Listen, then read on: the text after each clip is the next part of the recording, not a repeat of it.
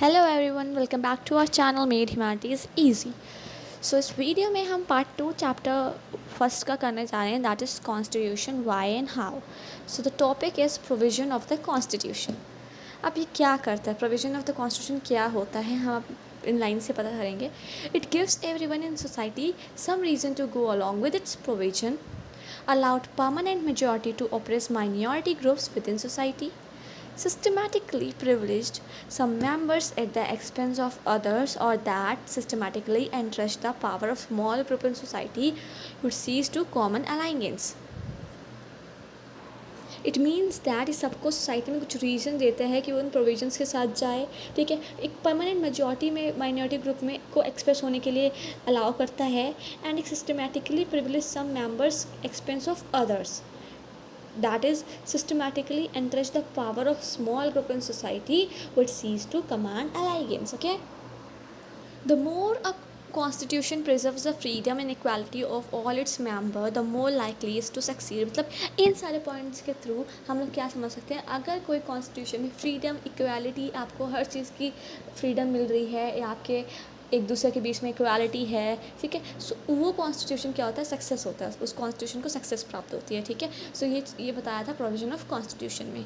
Next topic is balanced institutional design, कि हम लोगों ने इंस्टीट्यूशन को डिज़ाइन किया है कुछ बैलेंस फॉर्म में ना, क्योंकि इंस्टीट्यूशन डिज़ाइन करेंगे जिसे बैलेंस्ड फॉर्म में, मतलब कोऑर्डिनेटेड वे में, एक दूसरे के साथ सबका एक इक्वालिटी, फ्रीडम सब कुछ रहे, तो ये सब चीज़ बैलेंस रहे, किसी को ये ना लगे कि यार हम डिप्राइव हो रहे हैं, हमें राइट्स नहीं मिल रही है।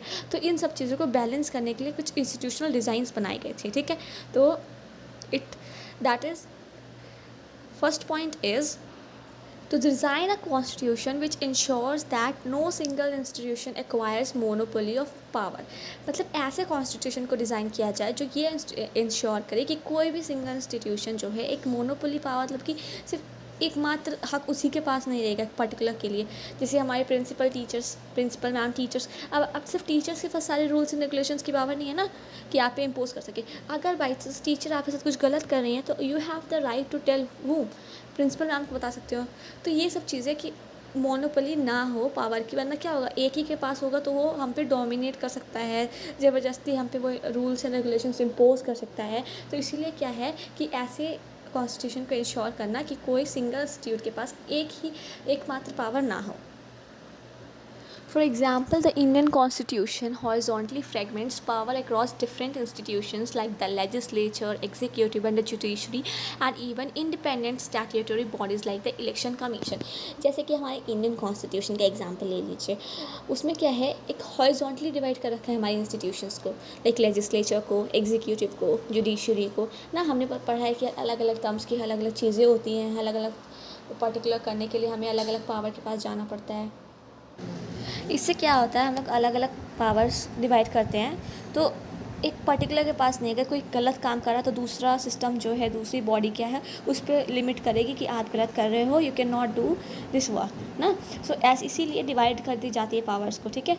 Next point is this ensure even if one constitution wants to subvert the constitution, others can check its transgression। जैसे मैंने अभी आपको बताया था कि अगर लेजिस्लेटिव, जुडिशरी, एग्जीक्यूटिव है अलग अलग, लेकिन वो एक दूसरे से इंटर रिलेटेड है। अगर एक गलत काम कर रहा है तो दूसरा वाला उसको बताएगा कि you can not do this work, उस पर कुछ लिमिट्स इम्पोज करेगा, ठीक है। An intelligent system of checks and balances has facilitated the success of the Indian Constitution।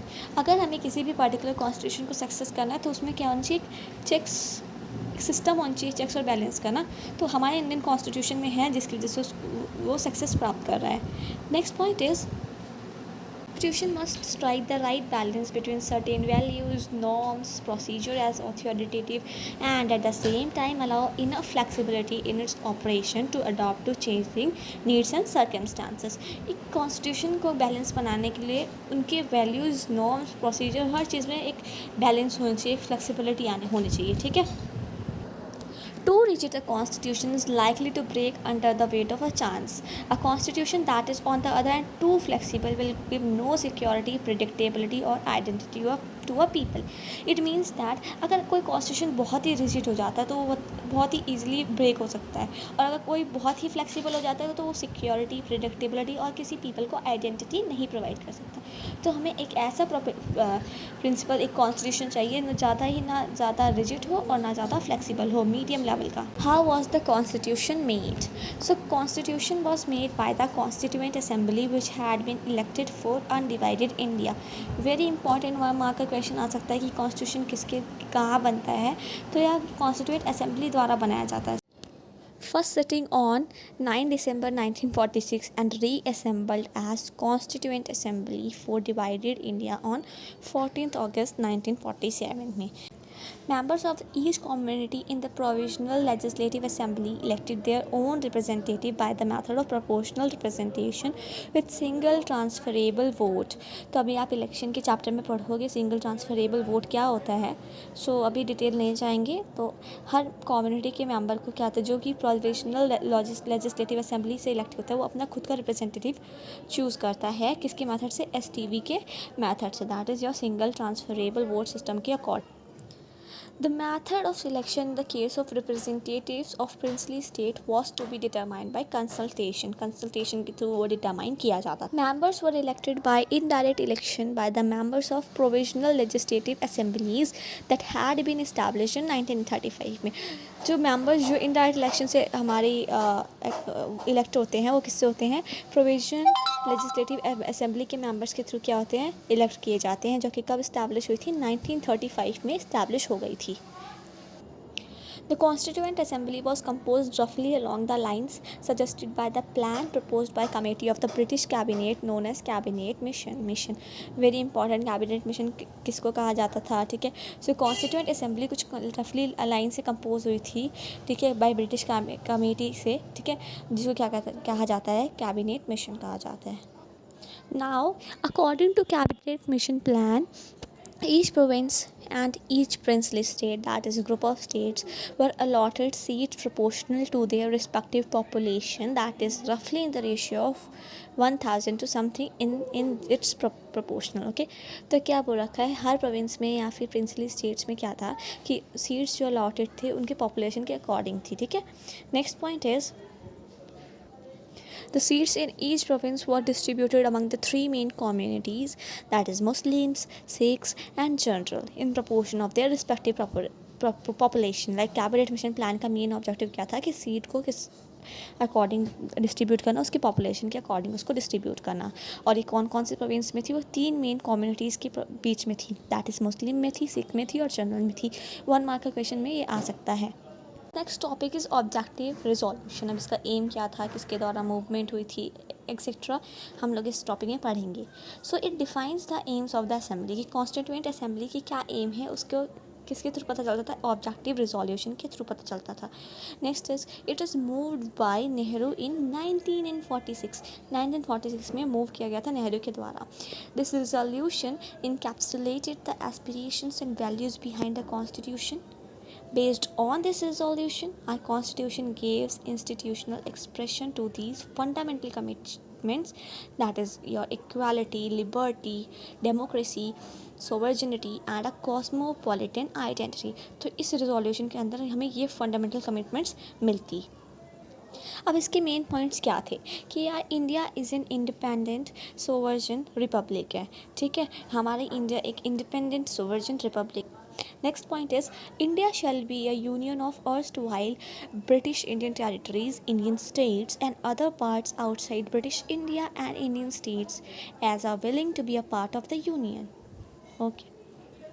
Territories forming the union shall be autonomous units and exercise all powers and functions of the government and as administration except those assigned to or vested in the union. उन चीज़ों को छोड़ के सब government के under आ सकता था, उन फंक्शन को वो एडमिनिस्ट्रेट कर सकती थी. All powers and authority of a sovereign and independent India and its constitution shall flow from the people. People से flow होना चाहिए, people के लिए comfortably understandable होना चाहिए. Okay. All people of India shall be guaranteed and secured social, economic and political justice, कि सारे people को जस्ट इंडिया के सोशली, इकोनॉमिकली और पॉलिटिकली जस्टिस मिलना चाहिए. Equality of status and opportunity and equality before law, क्या मिलना चाहिए इनको? इक्वालिटी किसका? स्टेटस का, उनकी अपॉर्चुनिटीज़ के लिए बिफोर लॉ से, एंड उनके फंडामेंटल फ्रीडम जो कि स्पीच हो गया, एक्सप्रेशन हो, belief, faith, worship, vocation, association and action that is subject to law and public morality होने चाहिए. The minorities, backward and tribal areas, depressed and other backward classes shall be provided adequate safeguard मिलना चाहिए. It means that कि minority हो, backward classes हो, चाहे ST, SCs area अलग अलग कम्युनिटी के लोग हों, सबको एक adequate safeguard मिले कि उनके जो रूल्स हैं उनके पास भी हक हो, उनकी इक्वालिटी को सेफगार्ड किया जा सके. The territorial integrity of the Republic and its sovereign rights on land, sea and air shall be maintained according to justice and law of civilized nation. जो टेरिटरी की इंटीग्रिटी है, ठीक है, उनके राइट्स है लैंड पे, सी पे, एयर में, हर चीज़ मेंटेन रहे. किसके अकॉर्डिंग? हमने जो जस्टिस के किए हैं और लॉज पास किए उसके अकॉर्डिंग क्या है, एक सिविलाइज नेशन बना रहे. Next is the land would make full and willing contribution to the promotion of world peace and welfare of the mankind, कि जो लैंड है पूरा willingly क्या करे, एक पीस के लिए और वेलफेयर के लिए कंट्रीब्यूट करे. Now, institutional arrangements. The Constituent Assembly spent a lot of time on evolving the right balance among the various institutions like executive, legislature and judiciary. Exactly, ये हमारा जो सिस्टम बना हुआ है ऐसे तो बन नहीं गया होगा, बहुत टाइम लिया होगा, बहुत टाइम कंज्यूमिंग प्रोसेस था, इसमें बहुत लोगों के इंफॉर्मेशन, सजेशंस लगी होगी, तब जाके हम लोगों ने इतना बैलेंस्ड और इतना सक्सीड कॉन्स्टिट्यूशन बनाया ना, जिस इतना सक्सेस मतलब अभी इसको मिल रही है लोगों के बीच में कंफर्टेबली, ये कोऑर्डिनेटेड वे में चल रहा है. सो क्या था कि आज बहुत टाइम लगा लोगों को कि एक राइट बैलेंस बना सके एग्जीक्यूटिव, लेजिस्लेचर और जुडिशरी जैसे इंस्टीट्यूशंस को मेंटेन करने के लिए.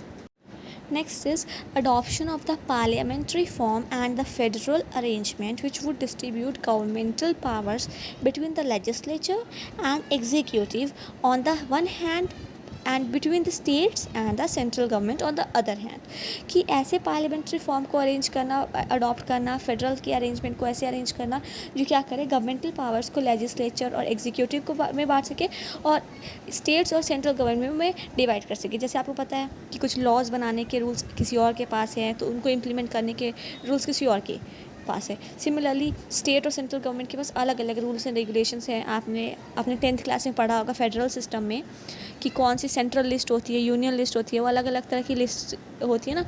तो सेम विद हम लोग यहाँ पे पढ़ेंगे कि अलग अलग स्टेट के पास अलग पावर होती है, गवर्नमेंट के, सेंट्रल गवर्नमेंट के पास अलग पावर होती है.